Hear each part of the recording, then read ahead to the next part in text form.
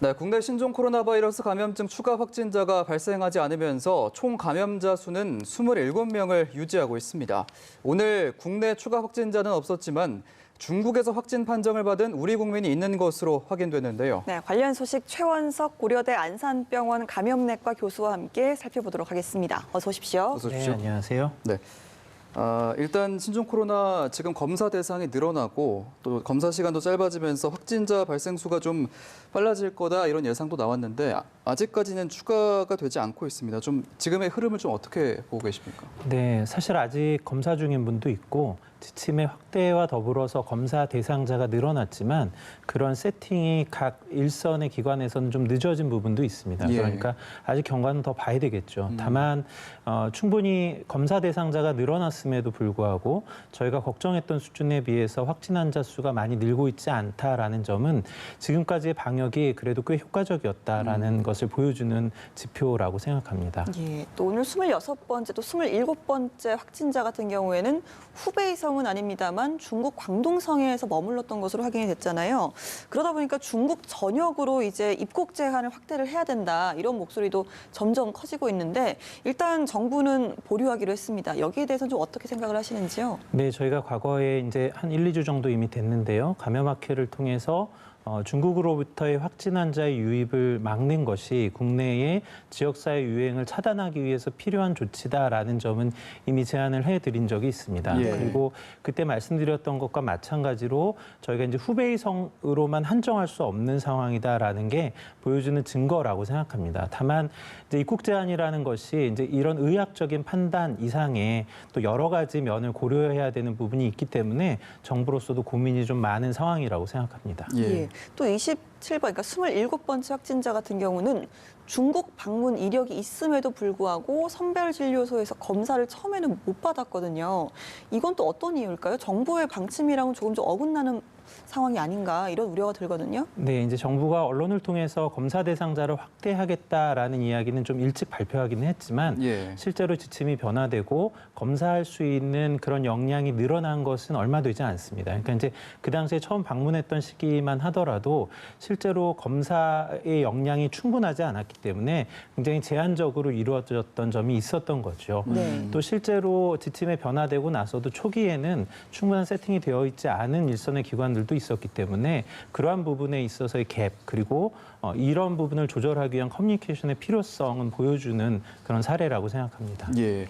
지금 이런 상황에서 중국 산둥성에 치료 중인 우리 국민이 확진 판정을 받은 첫 사례가 나왔는데요. 일단 정부는 뭐 국내 이송 계획이 없다 이렇게 밝혔는데 어떻습니까? 좀 이송을 하지 않고 현지에서 치료를 받는 게 좀 나을까요? 어떻습니까? 네, 일단 뭐 예. 환자분의 상태에 따라 좀 다를 수도 있겠습니다만 산둥성의 경우에 후베이성에 비해서는 환자 발생이 많지는 않죠. 물론 네. 그것도 300명 이상의 환자가 발생한 것으로 지금 보고가 되고 있지만 예. 이제 후베이성의 상황처럼 의료 체계가 굉장히 어려운 상황이라고 보여지지는 않기 때문에 이송 과정에 발생할 수 있는 전파의 문제 이런 점을 고려한다면 현지에서 적절한 의학적 처치가 가능하다면 현지에서 치료를 잘 받도록 하는 것도 안전한 방법이 될 것 같습니다. 예. 그리고 오늘 이제 4번째 완치 판정이 나왔죠. 11번째 확진자. 지난달 31일에 확진을 판정 이후 열흘 만에 이렇게 좀 빠른 완치가 됐는데요. 상당히 좀 의미 있는 결과로 볼 수 있지 않습니까? 네, 이제 치료되고 나은 분들이 점점 늘어난다는 건 당연히 좋은 소식이죠. 네. 이분 같은 경우에는 앞서에 완치된 분들에 비해서 조금 더 빠른 경과를 보였던 것으로 보이는데 예. 아무래도 상대적으로 좀 젊고 기저질환이 없는 분이기 때문에 가능한 것이 아니었나 생각합니다. 예, 그렇군요. 지금 이 국민들이 불안감을 느끼기 때문에 확진자가 다녀간 장소는 가지 않는다 이렇게 생각을 하는데 일단 질병관리본부는 이 부분에 대해서 좀 우려하지 않아도 된다 이렇게 밝혔거든요. 어떻게 좀 국민들이 받아들여야겠습니까? 네, 사실은 저도 너무 과도한 우려를 가지실 필요는 없다고 생각합니다. 예. 사실 이제 확진되신 분들이 지나간 곳이라고 하더라도 그곳의 환경이 바이러스에 오염됐다고 하더라도 이제 시간이 지나면 자연적으로 바이러스가 더 이상 사람을 감염시킬 수 수 없는 상태로 불활성화되거든요. 게다가 이제 정부가 동선을 확인하고 나서는 그곳에 대한 방역 조치를 하죠.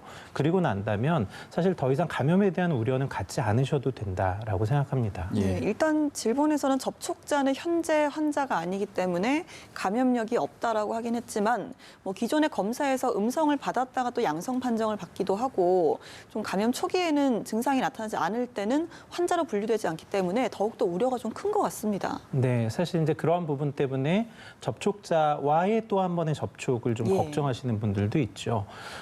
저희가 이제 과학의 영역에서 100%라는 건 없습니다. 네. 어떠한 검사도 100%의 민감도를 가질 수 있다거나 또는 증상이 명확하게 발현되기 전 시점에는 전혀 전염력이 없다라고 말하기는 어려울지 모릅니다. 다만 이제 지금까지 나온 근거들을 보면 적어도 그 시기가 활발하게 전염이 일어날 수 있는 시기는 아닌 것 같다. 또 독일에서의 사례가 무증상이었다고 하지만 나중에는 증상이 있었던 사례였음이 밝혀지기도 했잖아요. 그러니까 예. 이런 면을 볼 때 이 접촉자에 대한 부분에 대한 우려를 너무 과도하게 갖는 것은 좋지 않겠다라고 생각합니다. 그렇군요. 알겠습니다.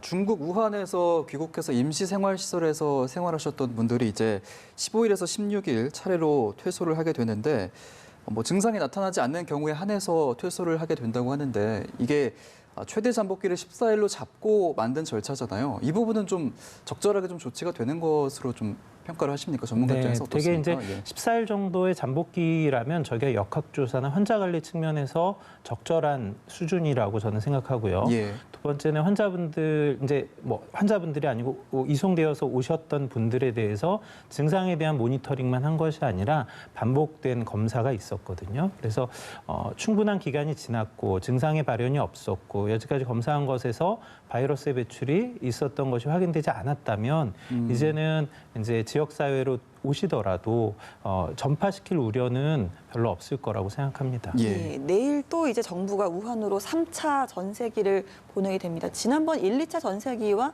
같은 절차를 밟는 걸까요? 네, 그렇죠. 마찬가지 아마 절차를 밟을 겁니다. 예. 현지에서 이제 유증상자 여부를 먼저 판단을 할 거고요. 네. 오시고 난 이후에도 증상 여부를 계속 추적 관찰하고 반복해서 검사하고 최대 잠복기 동안에 이제 노출이 되지 않도록 격리 시설에서 따로 모시고 있는 이제 이런 과정을 밟아서 국내에 있는 분들에게 전파되지 않도록 최대한의 노력을 기울일 것이라고 생각합니다. 예, 알겠습니다. 지금 이제 말씀해 주신 것처럼 신종 코로나 바이러스 같은 경우에 숙주가 있지 않으면 비활성화가 되는 걸로 알려져 있는데 중국에서 이 에어로졸이라는 형태로도 감염을 일으킬 수 있다라는 보도가 나왔거든요. 지금 이 에어로졸이라는 형태가 무엇인지 또 그 경로로 감염이 될 수 있는 가능성은 또 얼마나 되는 것인지 좀 설명을 좀 자세하게 해주시죠. 네, 에어로졸이라는 건요. 일반적으로 저희가 이제 비말 전파라고 이야기하는 그 비말이 아주 작은 침방울을 이야기하는데 예. 그것보다 훨씬 더 작은 형태. 그래서 대개 비말은 이제 입에서 튀어나오게 되면 중력의 영향으로 땅으로 떨어지거든요. 근데 그렇지 않고 공기를 매개체로 해서 멀리까지 갈 수 있는 상태를 이야기합니다. 에어로졸이 형성될 수 있다라는 건 이제 공기 매개 전파가 가능할 수 있다라는 그렇죠. 점을 의미하는 것이고, 그래서 전파의 범위가 넓어질 수 있다라는 걸 의미하는데요. 이 과거에 사스나 메르스 때도 이 공기 매개 전파에 대한 우려가 있었습니다. 이후에는 실제로 아주 제한적인 상황에서만 발생할 수 있다라는 건 확인이 됐고, 이번에 신종 코로나 바이러스도 제한적인 상황, 대개는 이제 의료기관 내의 상황이 될 것 같은데요.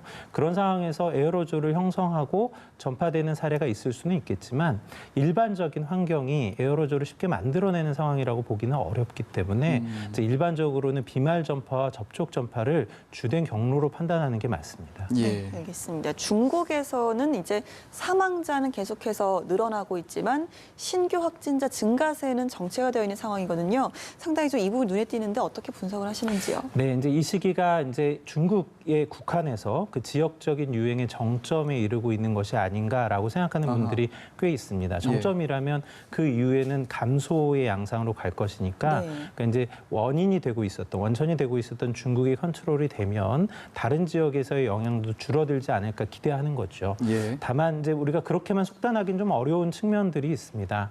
이제 그 이후에 다른 지역, 다른 국가에서 2차, 3차의 유행이 발생할 우려가 있거든요. 그래서 다른 곳에서의 상황도 잘 보아야 해서 예. 아직까지는 안심하기는 좀 어려운 상황이라고 생각합니다. 알겠습니다.